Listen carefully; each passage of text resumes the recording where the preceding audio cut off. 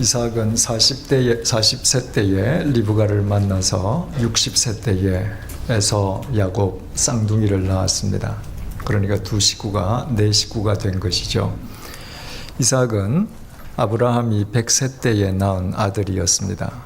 그러니까 이삭과 아브라함 나이 차이는 100세가 되는 것이죠.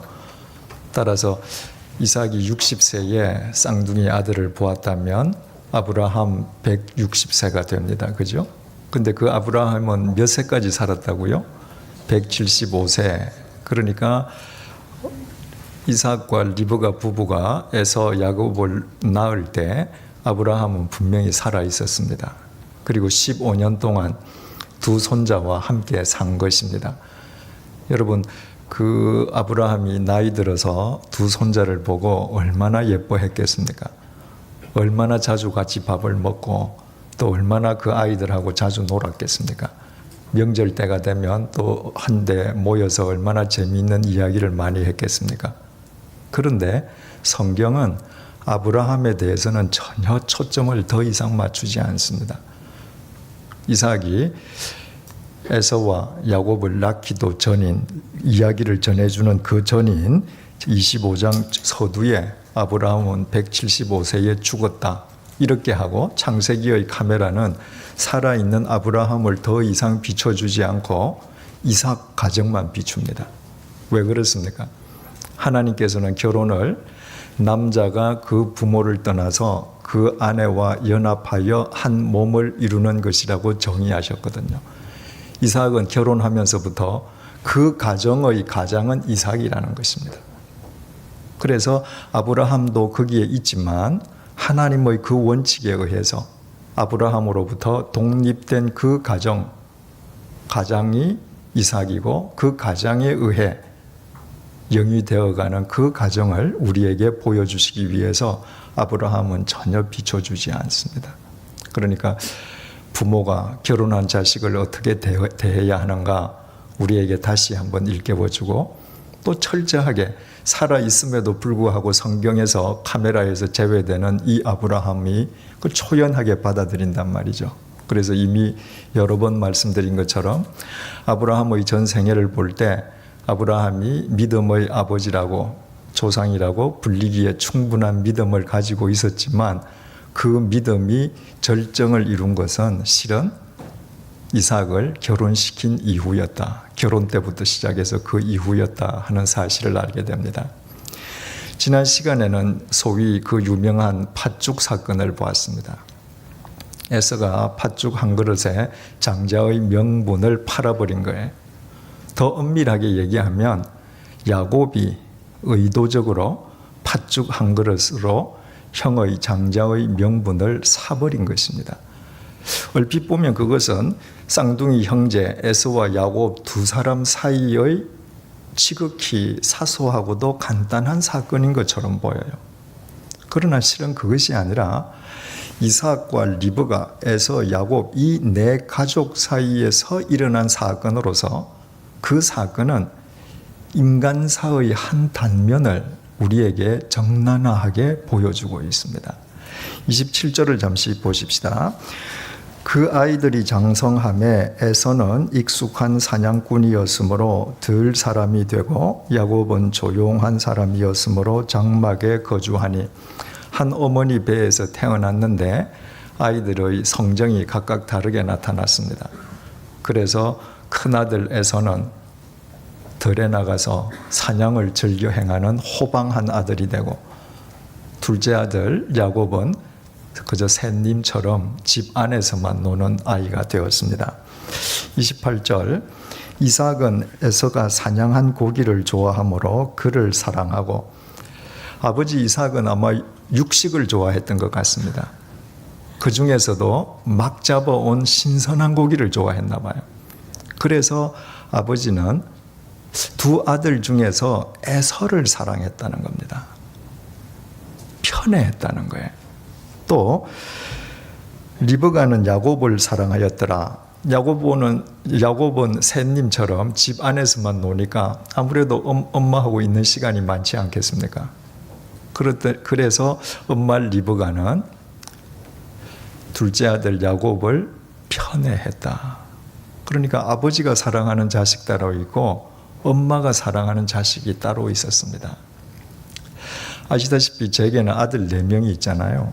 요즘은 제가 그런 질문을 안 받는데 아이들이 어릴 때 제일 많이 받은 질문이 누가 제일 좋으냐는 거예요. 꼭 아이들한테 아빠가 좋니 엄마가 좋니 묻듯이. 그래서 저는 그런 질문을 받을 때마다 이해하기가 어려웠습니다.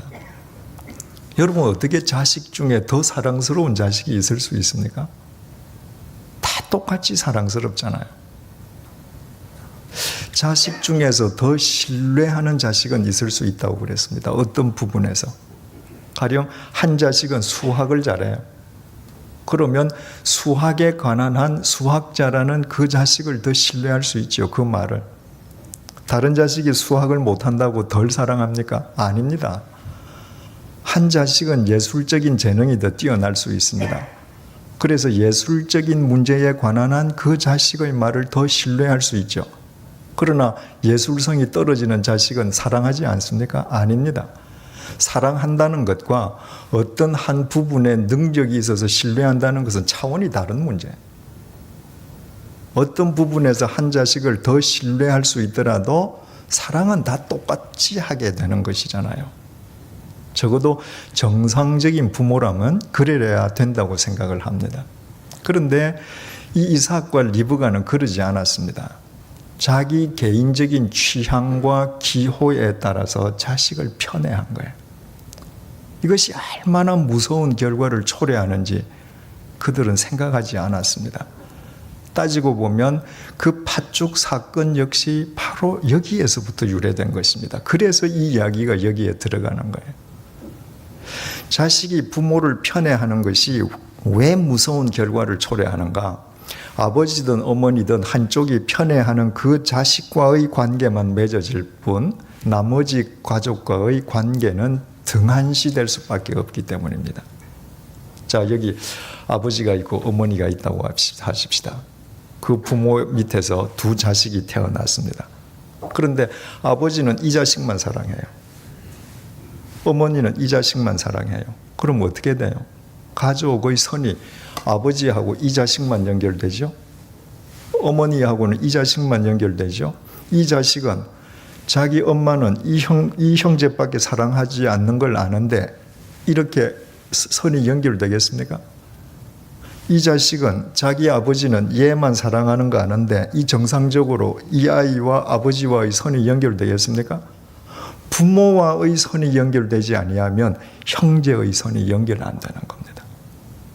이래서 편애가 무섭습니다. 아버지, 어머니가 자식을 아버지가 이 자식도 사랑하고 이 자식도 사랑하고 사선이 연결되죠. 그죠? 어머니가 이 자식도 사랑하고 이 자식도 사랑할 때 형제와 형제의 선이 연결되는 겁니다. 그래서 같이 한 시대를 살아가는 동력자로서의 형제가 되는데 부모가 자식을 편애해버리면 자식들 사이의 연관이 없어져 버린단 말입니다. 그때 나무 집에 사는 이웃집 사람은 상관없습니다. 한 집안에 한 부모 밑에서 한 형제로 사는데 인격적인 관계, 형제의 관계가 맺어지지 않는다면 그보다 더 무서운 경쟁자가 없습니다. 왜냐하면 얘가 없어져야 내가 더 가지잖아요. 이 팥죽 사건이라는 게 거기서부터 유래하게 되는 것입니다. 그래서 정말 모든 부모는 자기 자식이 어떤 자식이 더 능력이 뛰어나든지 못하든지 얼굴이 더 잘생겼든지 아니든지 상관없이 정말 모두를 똑같이 사랑해 주어야 합니다. 그래서 형제가 사이가 좋지 않다. 그것은 형제의 책임이기 이전에 부모의 책임인 것입니다.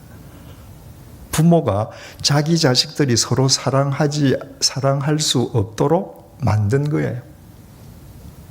지금 리브가와 이삭이 자기들도 모르게 그렇게 어리석은 편애를 했습니다. 29절 야곱이 죽을 쑤었더니 에서가 돌아와서 심히 피곤했습니다. 그저 허기가 져도 그냥 허기가 지는 것이 아니라 심히 허기가 졌습니다. 그러니까 에서의 배고픔이 극한 상황에 다다른 겁니다. 여러분, 인간이 어떤 극한 상황에 다다를 때 그 극한 상황을 자기의 신앙을 더 깊게 하는 영적인 은혜의 기회로 승화시킬 수도 있고, 그 극한 상황 속에서 영적인 면과는 전혀 상관없이 더 육적인 인간으로 스스로 전락해 버릴 수도 있습니다. 예수님께서 이 땅에 오셔서 공생애를 시작하실 때에 제일 먼저 하신 게 뭡니까? 성령님의 이끌림을 받아서 광야에 가서 40일 굶으신 것이잖아요. 금식기도 하시지 않았습니까? 여러분, 40일 금식을 했다고 가정할 때 정말 그 허기짐의 극한 상황을 경험해 보지 않은 사람이 어떻게 알 수 있겠습니까? 그 극한 상황 속에서 예수님께서는 돌로 떡을 먹으라고부터 시작되는 사탄의 유혹을 이런지하에 거절하시지 않습니까? 왜 성령님께서 예수님을 그 극한 상황 속에서 사탄의 유혹을 통과하게 하시겠습니까? 진짜 신앙과 참 신앙이 아닌 모양만의 신앙은 어디서 구별되는가? 인간이 극한 상황을 맞았을 때에 구별되는 것입니다. 그래서 예수님께서는 40일을 굶으셨지만 그 극한 상황 속에서도 하나님과의 관계를 더 깊이 하시는 분이셨죠. 되신 것이죠. 열왕기상 17장에 보면 사르밧 과부의 이야기가 나옵니다. 흉년이 들어서 먹을 것이 없습니다. 사람들이 굶어 죽어가요. 그 과부에게도 남은 것이라고는 통 속에 밀가루 한 움큼밖에 없습니다. 식구는 2사람이에요. 자기하고 아들입니다. 여러분, 흉년에 그 가난한 과부가 한 움큼밖에 밀가루가 남지 않았다면 그동안에 얼마나 아껴 먹었겠습니까? 이 한 움큼을 가지고 떡을 만들어 본다 한들 아들하고 자기하고 한 입이나 채 들어가겠습니까? 그런데 엘리야 선지자가 뭐라고 합니까? 그거 떡 만들어서 나한테 먼저 다오. 지금 밀가루를 가져다 줘도 모자랄 판인데 그건 나 먼저 달라는 겁니다. 근데 사르밧 과부가 어떻게 합니까? 그 극한 상황 속에서 떡을 만들어서 엘리야 선지자에게 먼저 주지 않습니까? 그 사람한테 준 건가요? 아닙니다. 사르밧은 그것이 하나님의 말씀이라고 생각하고 하나님께 드린 것이죠. 극한 상황이지만 그 마지막 극한 상황에 육적인 인간으로 전락하지 않고 차라리 이거 먹지 않고 죽는 한이 있더라도 하나님과의 관계가 더 중요하다고 영적인 사람으로 자기 신앙을 승화시켰습니다. 그때 어떻게 되나요? 하나님께서 그 흉년이 끝나기까지 그 과부의 밀가루 통해서 밀가루가 떨어지지 않고 기름병에서 기름병이 마르지 않게 해주셨단 말이죠. 그런데 그 배고픔의 극한 상황 속에서 스스로 자기 자신을 육적인 인간으로 전락시켜버렸던 대표적인 인물이 에서예요. 팥죽 한 그릇에 장자의 명분을 팔아버린 것입니다. 여러분, 하나님은 장난치시는 하나님이 아닙니다. 엄마의 배 속에 쌍둥이가 들어있는데 한 쌍둥이를 먼저 나오게 하셔서 그 아이를 장자되게 하시고 남은 아이를 차자되게 하셨다. 이거 하나님의 섭리인 것입니다.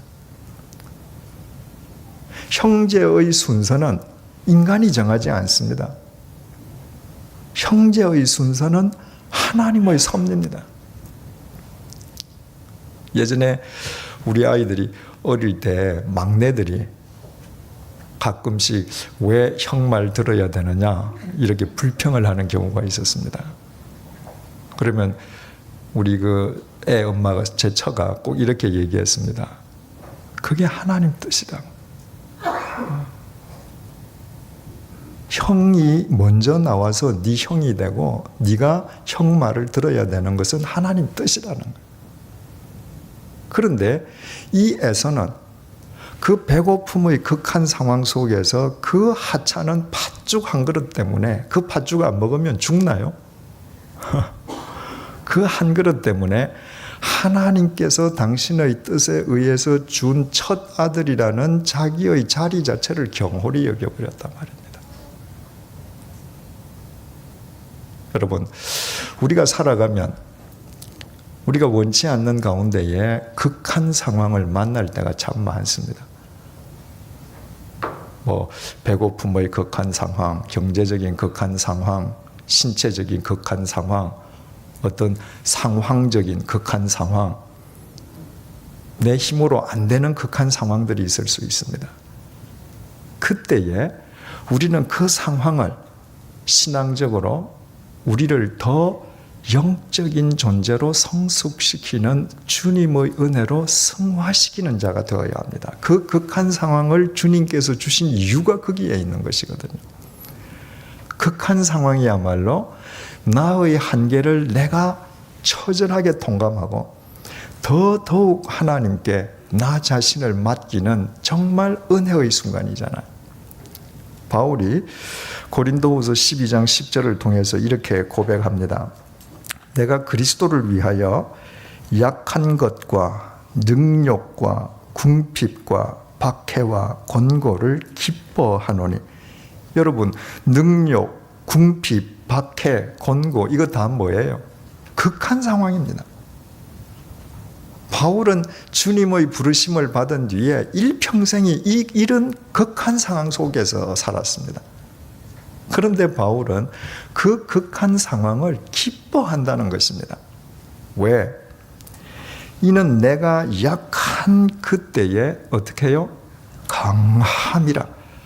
이 극한 상황에 내가 처해 있기 때문에 나 자신을 망각하지 않는다는 거예요. 나의 연약함을 알고, 그래서 내가 하나님만 의지하게 되기 때문에 오히려 하나님의 강함이 내 삶을 통해 역사하심으로 나는 기뻐한다. 30절, 야곱에게 이르되 내가 피곤하니 그 붉은 것은 팥죽이죠. 내가 먹게 하라 한지라. 그러므로 에사의 별명은 에돔이더라. 야곱이 이르되 형의 장자의 명분을 오늘 내게 팔라. 고작 팥죽 한 그릇 놓고 형의 그 장자의 명분을 나에게 다오. 바꾸자는 거예요. 장자 차자를 바꾸자는 겁니다. 여러분, 이게 형제입니까? 아닙니다. 야곱과 에서는 더 이상 형제가 아닙니다.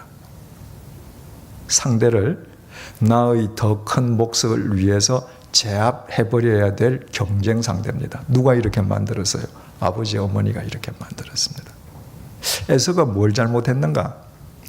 극한 상황 속에서 그 극한 상황을 영적인 신앙의 성수 기회로 성화시키지 못하고 스스로 육적 인간으로 전락해버렸다는 겁니다. 그렇다면 야곱의 잘못은 무엇인가? 스스로 장자의 자리에 앉으려고 했다는 것입니다. 25장 23절 한번 보십시다. 여호와께서 그에게 이르시되 두 국민이 내 태중에 있구나. 두 민족이 내 복중에서부터 나누이리라. 이 족속이 저 족속보다 강하겠고 큰 자가 어린 자를 섬기리라. 하나님의 섭리는 큰 자가 어린 자를 섬기게 한다는 것입니다. 그 두 사람의 자리를 뒤바꾼다는 말이 아닙니다. 장자지만 장자로서, 차자지만 차자를 섬기게 한다는 겁니다. 그러니까 에서가 감당해야 될 역할은 장자지만 차남을 섬겨야 하는 것이고, 야곱은 차남이지만 겸손하게 섬김을 받는 사람이 되어야 되는 거예요. 그런데 야곱은 스스로 장자의 자리에 앉겠다는 것입니다. 이 야곱이 나중에 아내를 얻어서 아들을 12명을 보지 않습니까? 그 12명 아들 가운데의 장자의 이름은 루벤입니다. 그런데 그 12명 가운데의 11번째 아들 이름이 요셉인데, 이 요셉이 형들에 의해서 에집트에 종으로 팔려갔다가 에집트의 국무총리가 되어서 기근 때에 온 가족을, 한 가문을 구출하는 구원자가 되지 않습니까? 그래서 10명의 형들이 요셉을 섬겼습니다. 자기 생명의 은인이니까. 그때 르우벤이 자기 장자 자리를 내놨습니까? 요셉 형님, 이제부터 당신이 장자 되시고 내가 11번째 될게요. 아닙니다. 장자의 자리를 그대로 갖고 10번째 동생을 섬기는 겁니다. 모세와 아론이 있습니다. 아론이 장자입니다. 모세는 차자입니다. 그런데 하나님께서는 장남인 아론을 택하시지 않고 차자인 모세를 택하셔서 출애굽의 지도자가 되게 하셨습니다. 그래서 아론은 죽을 때까지 자기 동생 모세를 섬겼습니다. 그때 아론이 자기 장자 자리를 내어놓고 섬겼습니까? 아닙니다. 모세가 형한테, 형, 나한테 자리 줘. 그러지 않았습니다. 장자로서 차자를 겸손하게 섬기고, 모세는 차자이지만 자기 역할상 형님의 섬김 속에서 하나님께서 주신 소명을 완수했습니다. 이새에게는 8명의 아들이 있었습니다. 하나님께서는 그 7명 아들 다 제쳐놓으시고, 위에 7명 형들 제쳐놓으시고, 마지막 막내 다윗을 왕으로 세우셨습니다. 위에 형들이 다 막내 동생 섬겨야지요. 왕이니까. 그때 장남 엘리압이 장남 자리 내어놓았는가? 다윗이 형한테 장남 자리 달라고 요청했던가? 그런 적 없습니다. 그러니까 야곱은 하나님의 뜻에 따라서 차남으로서 장자의 섬김을 겸손하게 받아야 될 사람이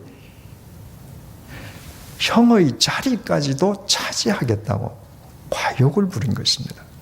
그것도 그 형의 자리를 둘이서 그야말로 사적인 계약에 의해서 살 때 뭘로 샀습니까? 팥죽 한 그릇인데 그 팥죽을 만드는 재료가 자기 것인가요? 아닙니다. 그 팥 하나도 자기 거 아닙니다. 다 아버지 엄마 거예요. 집에 있는 겁니다. 예.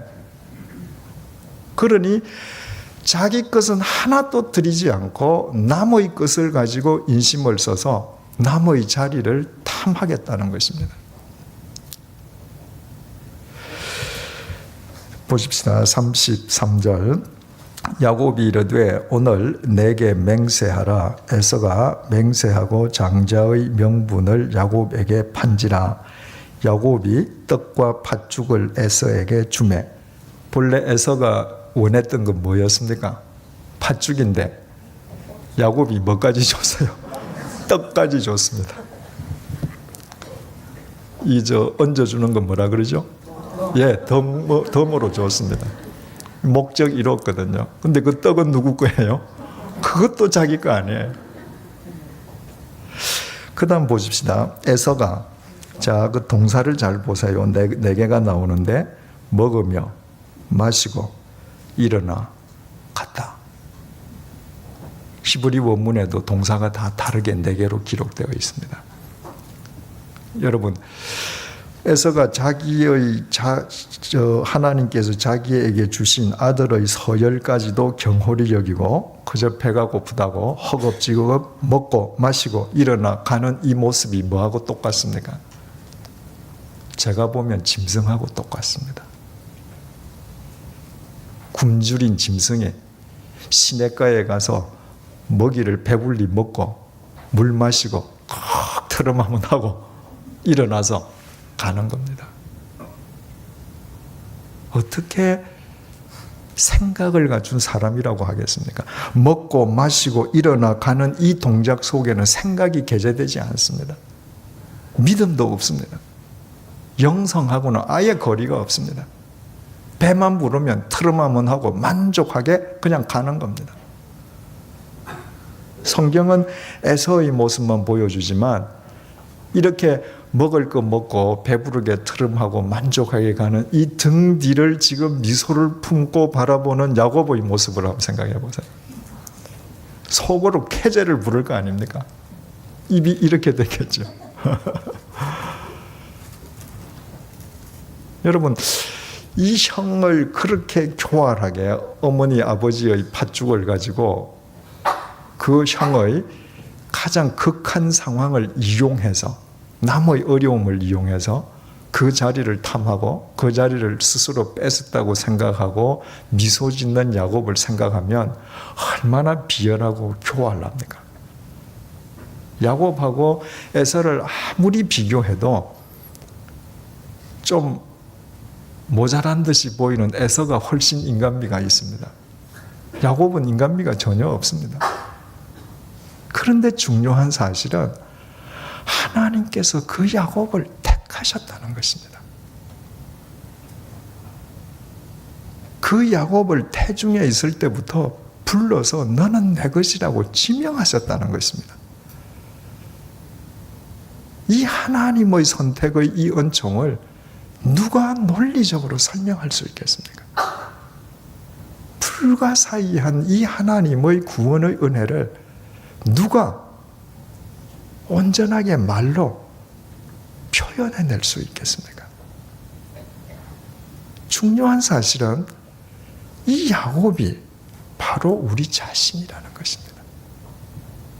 이 야곱, 교활한 이 야곱의 이야기를 야곱으로 보시지 마시고 우리의 이름을 넣어서 보자 그 말이에요. 이제절인 것입니다. 여러분 각자인 것입니다. 하나님께서 이렇게 비열하고 교활한 야곱을 불가사의한 당신의 은총으로 선택해 주시고 당신의 은혜를 쏟아부어 주셨기 때문에 우리 같은 죄인도 소망 가운데에 있게 된 것입니다. 우리도 그 은혜 속에서 하나님의 뜻을 조차 살 수 있는 하나님의 자녀가 된 것입니다.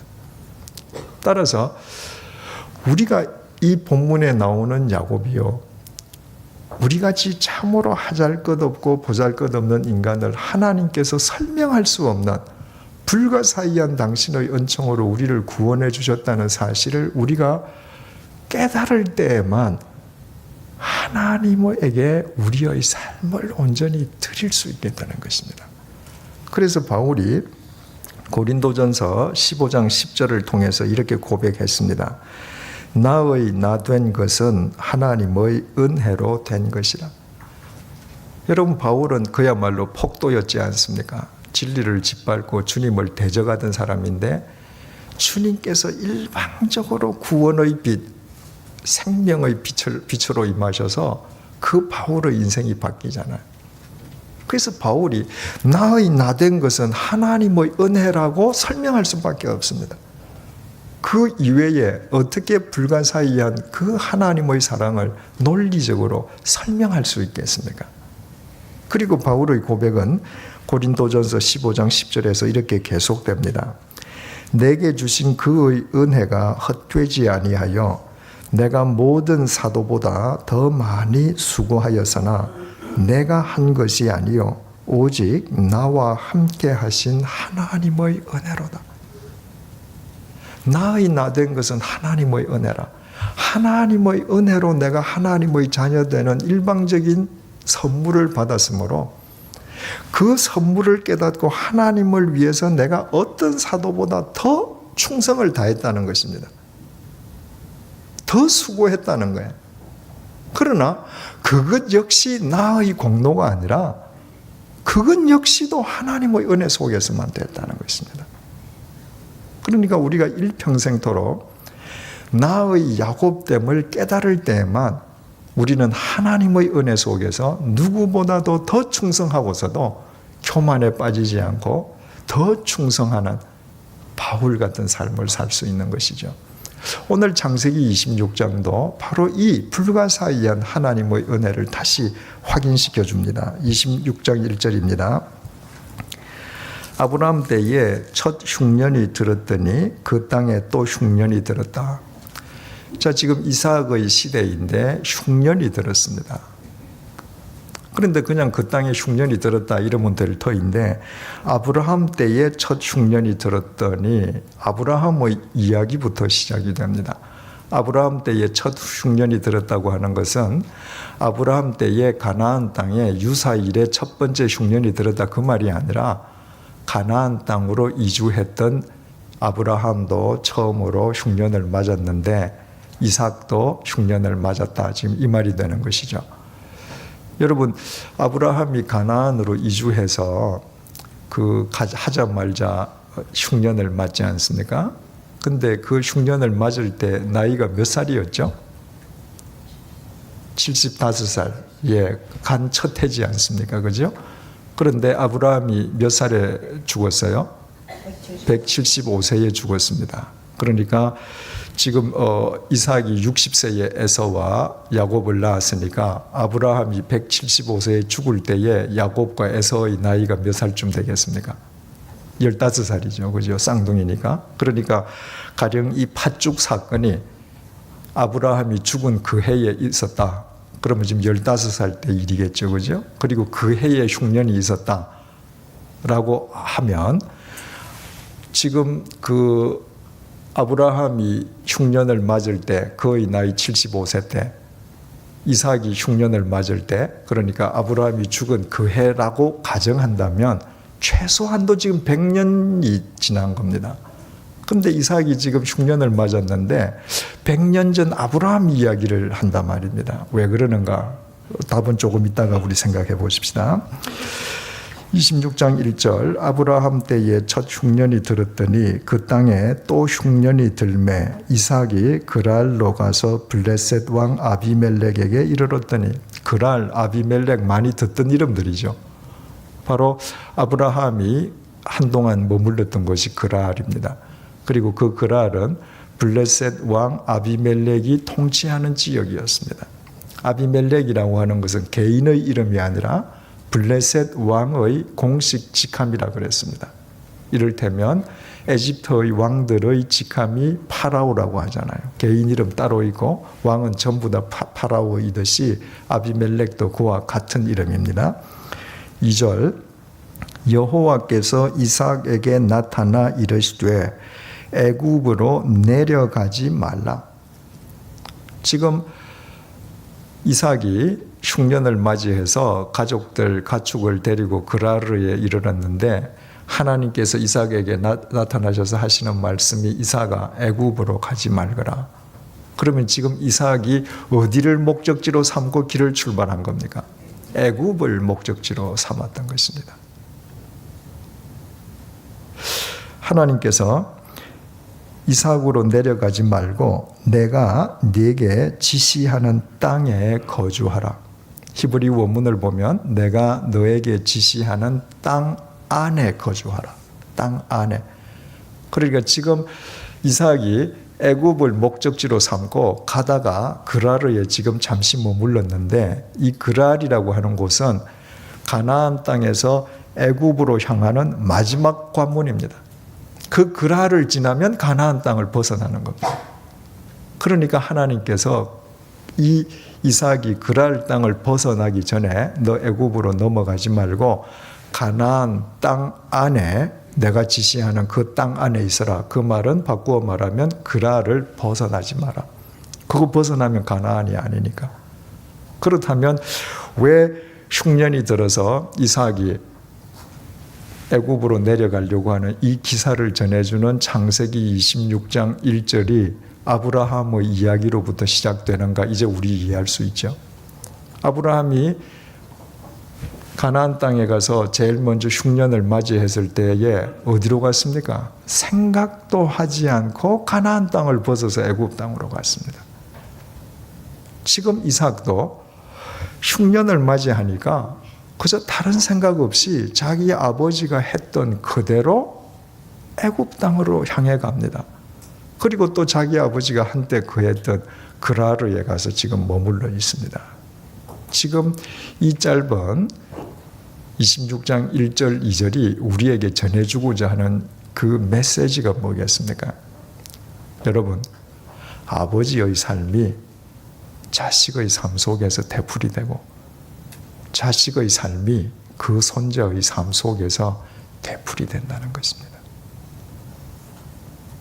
여러분, 우리가 사는 시대는 100년 전에 비해서 첨단의 시대 아닙니까?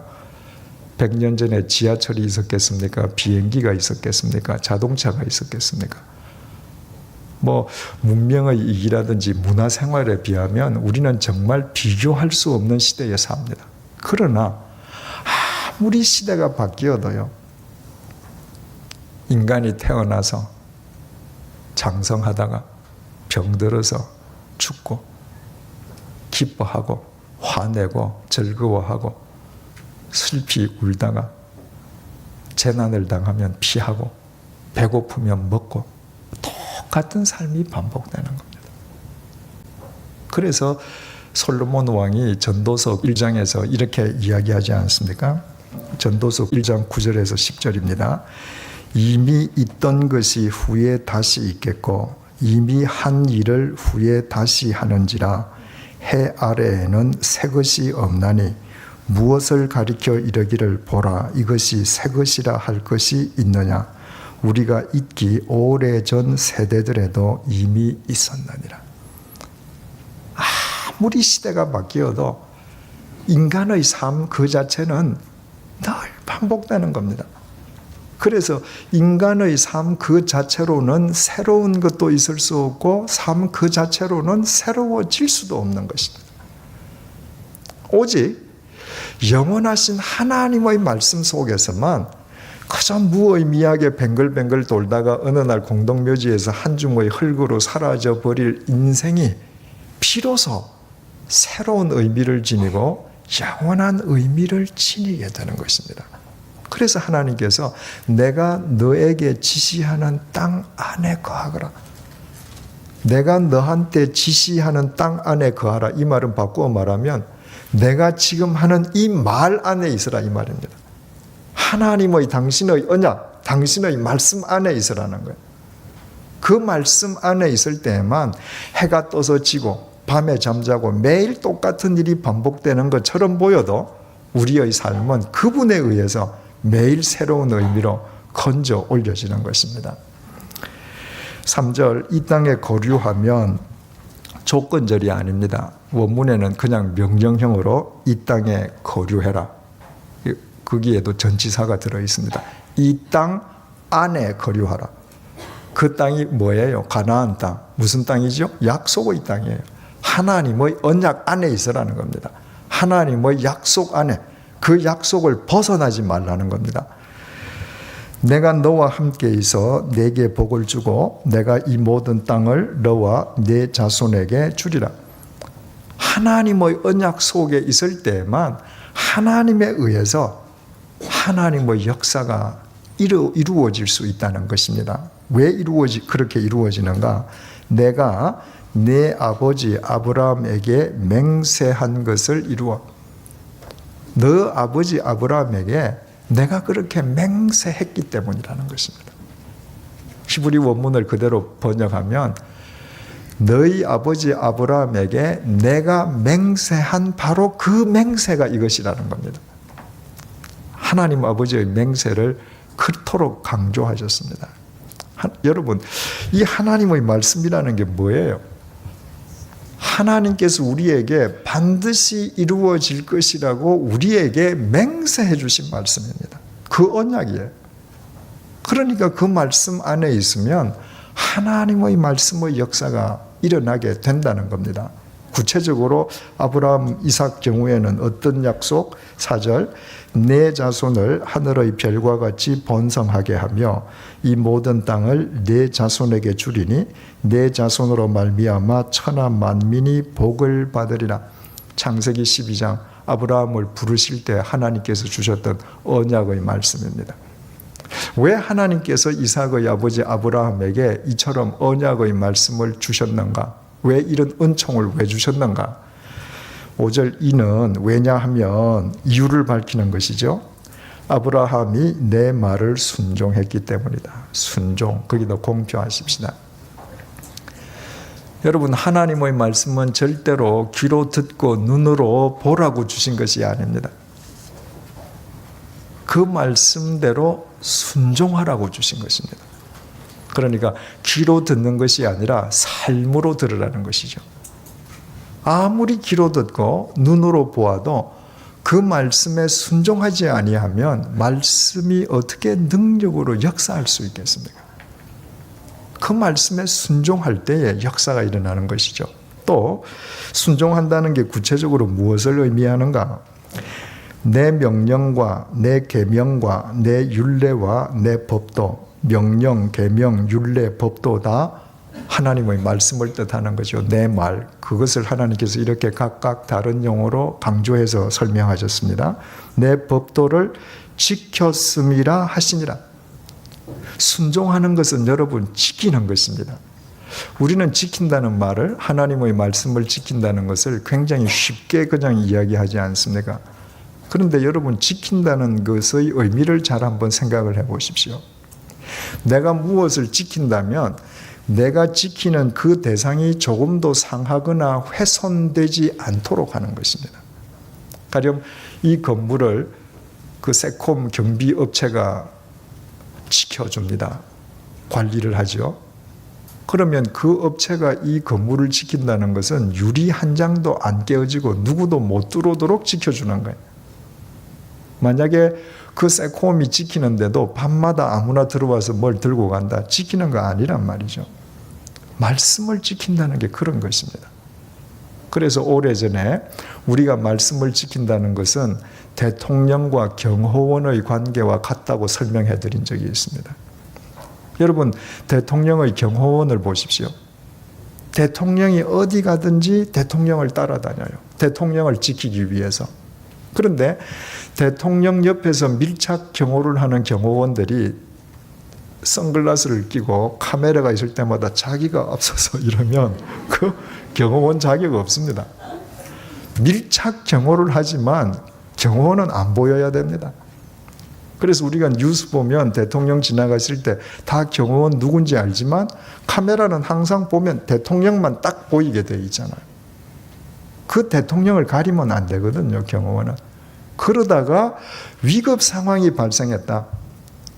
경호원은 몸을 던져서 대통령을 지킵니다. 대통령이 상하면 안 되거든요. 그래서 총알이 날아오면 인간 방패막이가 되는 겁니다. 자기를 던져서 자기가 죽고 대통령 살리는 겁니다. 그래서 그 경호원들을 나라가 책임지는 것입니다. 우리가 하나님의 말씀을 지킨다는 것은 말씀의 경호원이 되는 겁니다. 하나님 앞에서 나를 돋보이게 하는 게 아니거든요. 내가 어디를 가든지 나는 가려지고 말씀이 보이게 하는 것입니다. 어떤 경우에도 말씀이 훼손되지 않게 하는 것입니다. 그때 그 말씀이 어떻게 능력으로 역사하지 않겠습니까? 내 삶을 통해서 그 말씀이 어떻게 드러나지 않겠습니까? 하나님께서 아브라함에게 그렇게 당신의 이름을 걸고 맹세하신 맹세를 주시고 언약을 주시는 은총을 베풀어 주신 것은 아브라함이 이처럼 하나님의 말씀을 순종하고 하나님의 말씀을 지켰기 때문이라는 것입니다. 이것이 사실입니까? 아닙니다, 여러분. 아브라함이 하나님의 하자도 모를 때 하나님께서 은혜를 먼저 베풀어 주셨습니다. 그가 말씀을 모를 때 하나님께서 말씀을 먼저 주셨고요. 아브라함이 실족하고 여러 번 실수했지만 그때마다 하나님께서 당신의 손으로 아브라함을 일으켜 세우고, 아브라함아, 나는 엘샤다이, 나는 충분자야, 전능자야, 내 앞을 걸어가. 넘어지면 내가 붙잡아 줄게. 내가 백그라운드 되어줄게. 하나님께서 당신의 은혜를 베풀어 주셔서 아브라함이 하나님의 말씀을 지키는 자가 되었지, 아브라함이 하나님의 말씀을 지켰기 때문에 은혜를 베풀어 주신 게 절대 아니거든요. 그런데도 하나님은 뭐라고 그러세요? 제가 지켰다는 겁니다. 제가 순종했다는 겁니다. 이것이 무슨 증거입니까? 하나님이 우리 아버지라는 증거입니다. 부모만 이렇게 합니다. 여러분, 부모가 자식을 키우기 위해서 얼마나 애씁니까? 시골에 계시는 부모님들은 소 팔고 논 팔아서 자식 공부시키잖아요. 그런데 그 자식이 나중에 자랑스러운 사회인이 되었을 때 부모가 자기 자랑합니까? 정상적인 부모는 자식 자랑합니다. 쟤가 똑똑해. 제가 열심히 해. 그래서 제가 서울 가서 저렇게 해. 그 자식은 매일매일 이렇게 눌러놓고, 야, 내가 소 얼마 팔았거든? 뭐 2년 전에는 내가 뭐 했거든? 저 자식 형편없었는데, 야, 그 선생 똑똑해. 그 선생한테 무슨 과외 얼마 고액과외 했거든? 그 선생이 저렇게 만들어서. 그런 부모 아무도 없습니다. 모든 정상적인 부모는 자기가 수고를 다 하고도 자식 자랑하는 겁니다. 우리 하나님 아버지가 그러신 분이에요. 당신이 우리에게 은혜 베풀어 주시고 우리가 하나님을 외면하고 실족할 때마다 당신의 은혜로 우리를 붙들어 이렇게 세워주셨음에도 불구하고 내가 걸어갈 때 하나님께서 내가 진리를 걷는다고, 제가 저렇게 한다고 우리를 자랑시켜 주시는 것입니다. 그렇다면 부모와 자식 관계를 우리가 생각해 보면 하나님과 우리의 관계도 알게 됩니다. 부모는 자기가 모든 수고를 하고도 자식 자랑하잖아요. 그럴 때 그 자랑을 다 그냥 받기만 하는 자식이 있다. 그 자식도 정상적인 자식이 아니죠. 예. 부모는 자식 자랑하지만 자식은 부모 자랑하는 겁니다. 부모가 자식 자랑할 때 아닙니다. 우리 부모님이 아니면 전 이렇게 되지 않았습니다. 우리 부모님이 저를 이렇게 키워주셨습니다. 그래서 정상적인 부모 자식은 서로 상대를 높여주고 자랑하고 서로 상대의 수고를 인정해주는 가운데에 사랑이 깊어지는 거 아니겠습니까? 그러면 하나님과 우리 관계도 우리는 알게 됩니다. 하나님은 우리를 자랑해 주시는 분이세요. 그때 그냥 고개 끄덕이고 맞다 이게 아니죠. 아닙니다. 나의 나된 것은 하나님이십니다. 내가 하나님을 위해서 누구보다 수고를 더 많이 하지만 그것도 하나님 은혜입니다. 하나님만 자랑하는 사람이 되는 겁니다. 그때 하나님과 우리와의 관계가 더 깊어지지 않겠느냐 그 말이에요. 지금 이삭이 그 말을 듣고 6절 보면 이삭이 그랄에 거주했다. 그러니까 이삭이 본래는 가나안을 벗어나서 애굽 땅을 목표로 했다가 이처럼 아브라함을 붙들어 주셨던 그 하나님 아버지께서 친히 나타나셔서 당신의 말씀으로 붙들어 주심으로 이삭도 가나안을 벗어나지 않고 하나님의 언약, 말씀 속에 있을 수 있게 되었다는 것입니다. 결론을 맺어 보십시다. 해 아래 새 것이 없습니다, 여러분. 우리가 아무리 새로운 삶을 사는 것 같아도 천년 전 살았던 삶하고 본질적으로 똑같은 겁니다. 오직 하나님의 말씀 속에서만 우리의 인생이 공동묘지에서 한 줌의 흙으로 허망하게 끝나지 않고 영원한 의미로 성화될 수 있는데 지금 하나님께서 이삭에게 그 은혜를 베풀어 주고 계시는 겁니다. 왜 이삭에게 이 은혜를 베풀어 주십니까?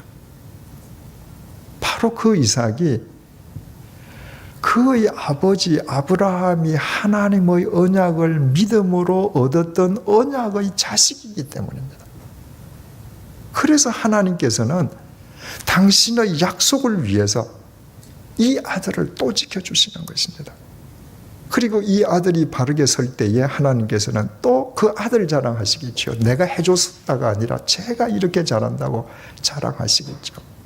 여러분, 그러면 우리가 이 땅에 살아있을 때에 우리 자신만 영원하고 새로운 의미의 삶을 사는 것이 아니라 우리가 자식에게 물려줄 수 있는 가장 큰 선물은 자식에게 이 언약의 믿음을 물려주는 것 외에 무엇이 더 큰 선물일 수 있겠습니까?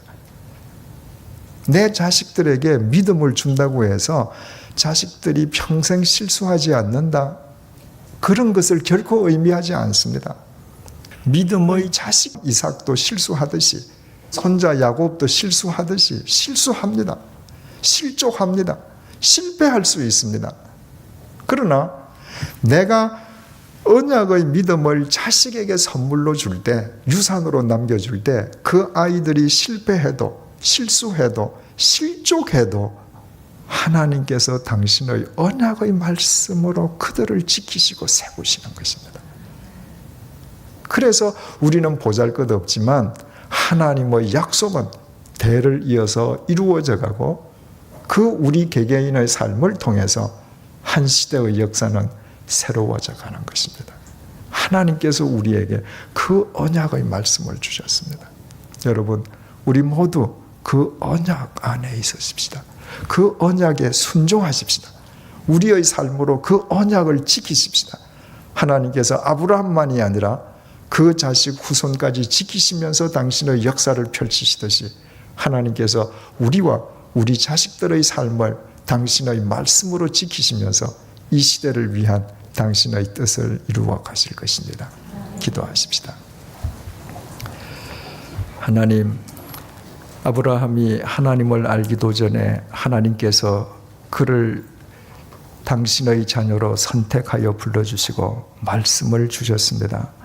아브라함이 말씀대로 살지 못하고 실족하고 실수할 때 그때 하나님께서는 아브라함을 외면하시지 아니하시고 더 큰 은총을 베풀어 주시고 전능하신 하나님의 손으로 그를 붙들어 주시사 하나님의 말씀 따라 사는 믿음의 조상이 되게 하셨습니다. 그럼에도 하나님께서는 내가 그에게 은혜를 베풀어 주었기 때문에 그가 말씀대로 살았다고 말씀하시지 않고 아브라함이 하나님의 말씀에 순종하고 하나님의 말씀을 지켰기 때문에 그에게 은혜를 베푸신 것이라고 오히려 아브라함을 자랑해 주셨습니다. 그리고 아브라함이 세상을 떠난 뒤에 그의 사랑하는 아들이 실족하려 할 때에도 하나님께서 맹세하셨던 그 언약의 말씀으로 그 자식을 붙들어 주셨습니다. 주님, 그 하나님께서 우리의 하나님 되어 주셔서 감사합니다. 우리에게 아브라함에게 주셨던 그 언약의 말씀을 주셔서 감사합니다.